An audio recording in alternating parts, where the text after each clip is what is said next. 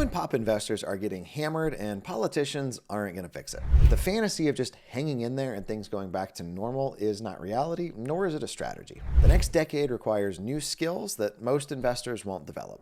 The first thing that I see forcing investors to sell is shrinking cash flows. I know a lot of folks that were doing the BRRRR game, buying a property, renovating it, renting it out, and refinancing it, that would refinance every 3, 4, 5 years to pull out large sums of cash. They're now having a bit of a hard time cash flowing. In an appreciating market with low costs of capital, cash out refinances might make a lot of sense. But with taxes going up, insurance is going up, and rent in some markets trending down, that doesn't bode well with balloon payments coming up. A lot of real estate investors were using adjustable rate mortgages, which reset every 3 to 5 years. So debt that was taken out in 2021, 2022 is going to be coming due at 2025, 6, and 7 with new rates that don't start with a 2 or a 3. A lot of mom and pop investors didn't necessarily go the ARM route, but they used DSCR loans, which come with a higher rate, therefore higher payment and lower cash flows. The antidote for this really isn't super sexy, but it is getting your house in order financially so that you are attractive to conventional local community bankers. The lower cost of capital you can get and lock in for as long as possible, the better off you're going to be when it comes to holding on to ideally assets that should cash flow and appreciate. In some markets, this might be a matter of pivoting from single family to more multi-unit assets. When we lived in Pensacola, Florida, it was really hard to get a single family rental to cash flow without doing something like Airbnb with it. The rent to cost ratio was wild. I remember a flip we did that sold for $250K, that if I wanted to keep it, I would have got roughly $1,300 or $1,400 a month in rent. That math just doesn't math. The second thing that we're seeing is rising construction costs. You've had overall inflation, right? So materials are more expensive, but we have this other problem now of the folks that are actually skilled to do the work are aging out, selling to private equity, or unfortunately, a lot of them ended up leaving the US. I don't want to get super political in the weeds on the whole immigration issue, but I know fantastic people that are great Americans that aren't legal. My wish would be that there was some sort of like a fast track legal immigration option for people skilled in the trades that want to pay their taxes and support their families. I know multiple investors who either their crews or their subs crews got picked up. Well, that's kind of a problem when the folks you were planning on doing a job are no longer in the country. A lot of investors didn't come from the trades, and I'm speaking to myself. One of the things I've learned in Sold Fast, it's almost easier for me to help a contractor become a real estate investor than to teach a real estate investor construction, because it requires learning the trades and getting your hands pretty dirty. I believe that one of the most important skill sets you can develop as a real estate investor that plans to be investing for the foreseeable future is to not only understand how construction is done, but if it was done correctly, as well as what it should cost, like materials and labor. Early on in my career, I'd walk into a place with a GC and I'd be like, flip it for me. Not, hey, here's how many feet of trim we need, or here's how many gallons of paint, or how many squares of roofing. Whatever it is that you don't know in the construction side, it's hard to know if it's being done correctly or at a price point that's reasonable.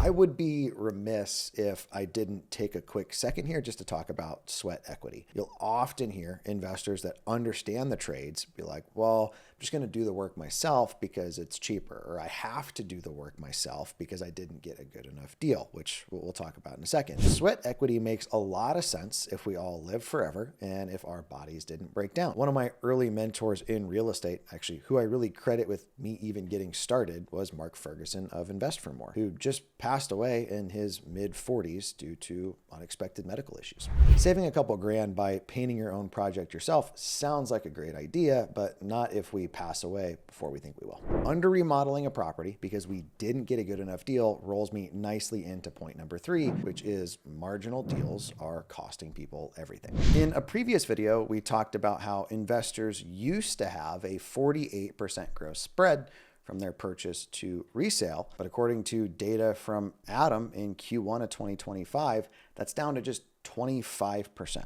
That means the average investor, who's probably not going to be here for much longer, only has a 25% spread between purchase and rehab. They're trying to make that 25% go stupid far. It's supposed to cover their realtor fees, their closing costs, their holding costs, their construction, their profit, all of the other variables. And my friends, that's simply too thin. If buyers are getting more picky and they have more options to choose from, not only is the fit and finish of your remodels extremely important, but so is what you're able to price them at. The old days of paying almost retail, doing a rental grade remodel, and then trying to get flip ARV are gone and out the window. If you're an out-of-state investor, particularly if you're looking at turnkey properties, I would be extremely careful. Oftentimes, these are properties that you're pretty much paying retail for them. They've got a subpar remodel, and the hands are kind of washed, and it's your problem.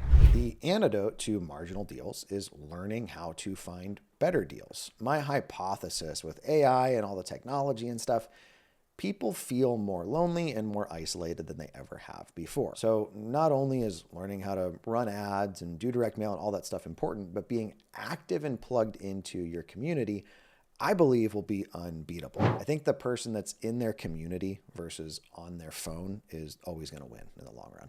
The fourth thing that's already a problem is a lack of attention to detail. Not only do your fit and finish matter on your remodels, but so does the effort that you put into your interior design. So does the effort that you put into your staging and even who you have working for you, like realtors, agents, tax attorneys, etc. If I'm being brutally honest, I think this is really what it all comes down to. You have to be dialed with not only your marketing, making sure you're not wasting dollars, but your closing percentage, what margin you're getting on those deals, how you're planning to remodel your projects and not getting stuck in the next version of Agreeable Gray, but always trying to be ahead of the trend in how you market your properties, in what you price them at, in how you do your accounting. I've got a friend of mine that was doing 35 projects at a time that's in the process of closing up shop. There's kind of this old saying in business of what you don't track, you can't measure.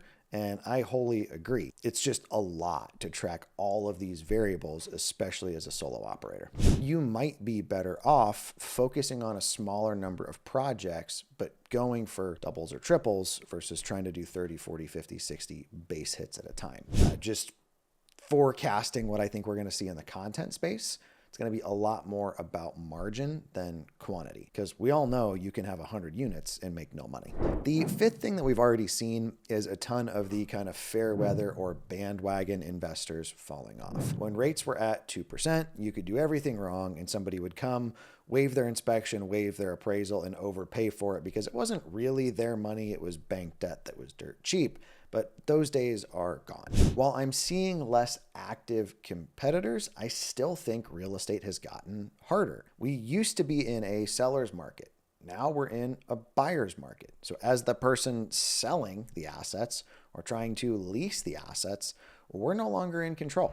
What that means is you have to have one of the best products at the best price point and have some of the best systems in place to capture that opportunity. This means that you're going to have longer days on market. It also means that you might only get one offer and you might want to really work with that person to get your place sold. The sixth thing that's going to cause investors to fold is the isolation factor. You're a solopreneur or maybe a husband and wife team in a niche field that's high risk, high reward, and it can be hard to find folks to connect with, especially locally. You and I are in the same market. I'm not telling you exactly what I'm doing that works because, well, I have a competitive advantage. It's working for me. It's one of the reasons I don't take folks in Indianapolis in CCF.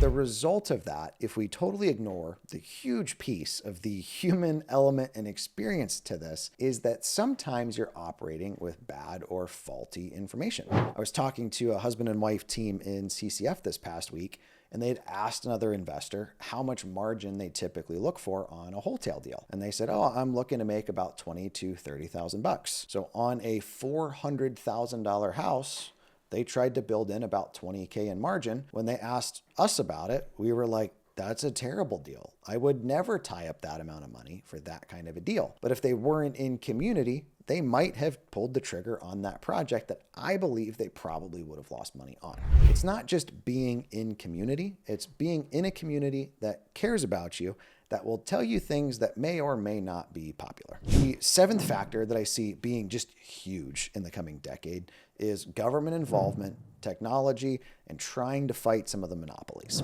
If private equity is buying up the small roofers in your market, your roofing costs will likely end up being more expensive if you can't find the small mom and pop guys or they're busy. We're seeing a lot of shifting in the technology space and who the players are, with Zillow and Compass, for instance, just throwing down in court of law. Not to mention, we have the whole unknown that is AI that kind of feels like we can't put it back in Pandora's box. So what's that going to do to people's income or ability to buy? And with things like robotics, what's that going to do with things like roofing or some of the other building aspects? If mom and pop investors can't get some of these variables figured out, the groups that do are going to steal the lion's share of the marketplace. I said it a little earlier, but the chess pieces are afoot. Now is a fantastic time to set yourself up as one of the go-to home buyers in your market. If you don't do it, somebody else will. And if somebody local doesn't do it, it's going to be somebody national. You can't teach an old dog new tricks, but if these old dogs don't learn new tricks, I fear they're going to go the way of Old Yeller. I want to be completely clear in that I do not have all of this mastered. I have problem projects.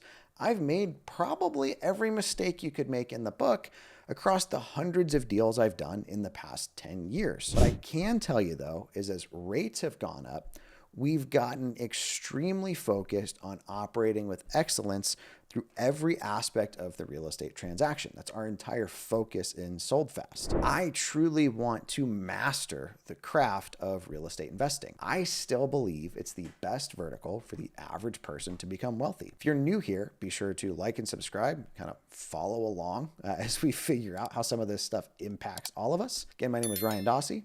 Talk to you next time.